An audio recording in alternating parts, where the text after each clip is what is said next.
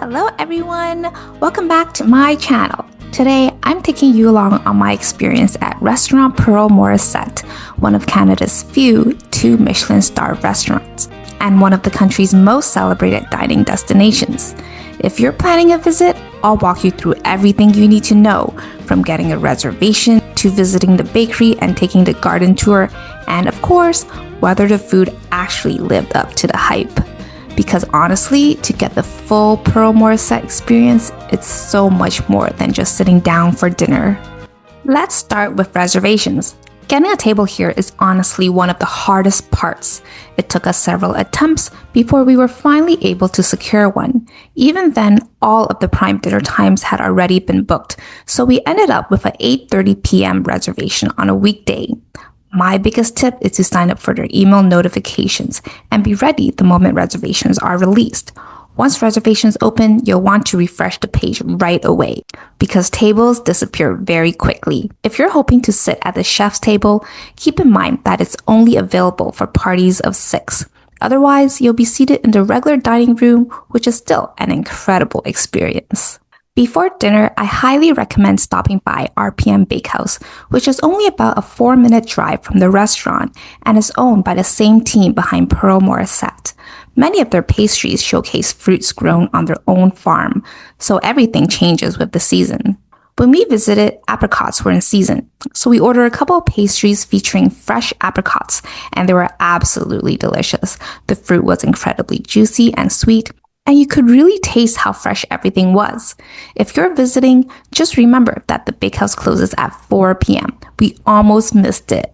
Now, this is probably my favorite part of the entire experience. For $45 per person, you can take a 90-minute guided tour of the restaurant's regenerative garden, where many of the ingredients for both the restaurant and the bakehouse are grown.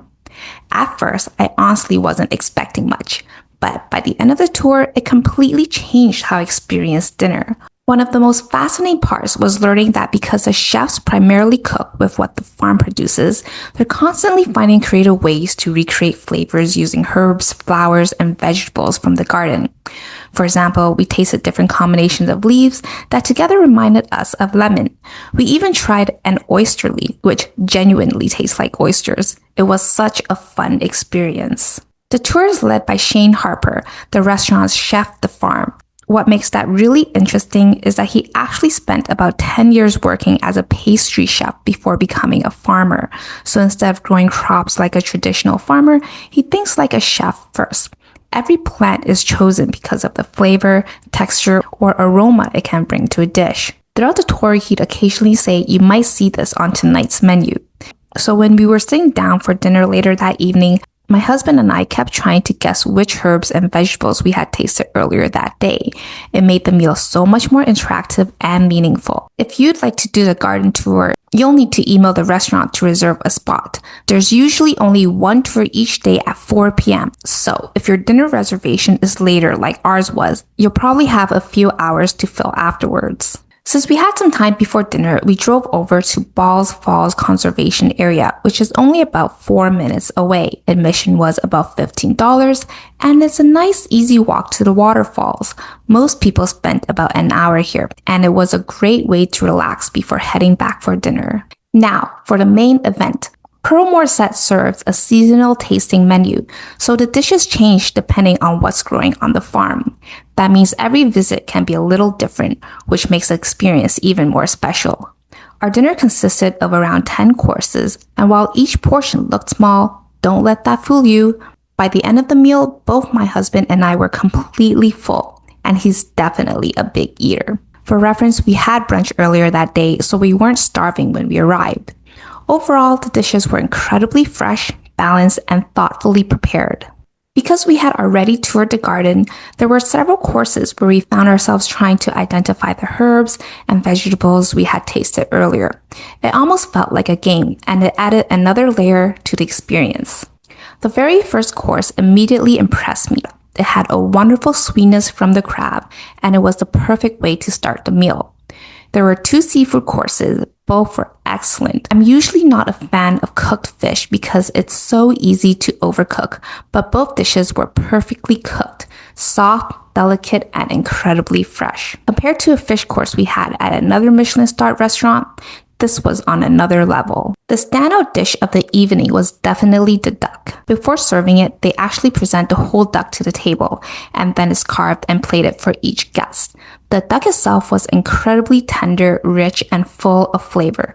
Even though you only receive a couple of slices, it was easily one of the best duck dishes I've ever had.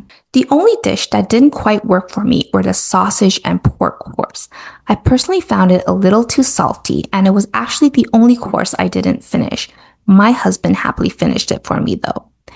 Now, if you have a sweet tooth like I do, you'll be happy to know that there are 3 dessert courses. Because the restaurant focuses on seasonal Canadian ingredients, the desserts lean much more towards fruit than chocolate. The final dessert completely surprised me. It looked like a sponge cake, but when I took a bite, it melted almost like ice cream. The texture was unlike anything I had before and made for a really memorable ending to the meal. So, was Pearl Morissette worth it? For me, absolutely. The food was excellent, but what really made this experience stand out was everything surrounding the meal.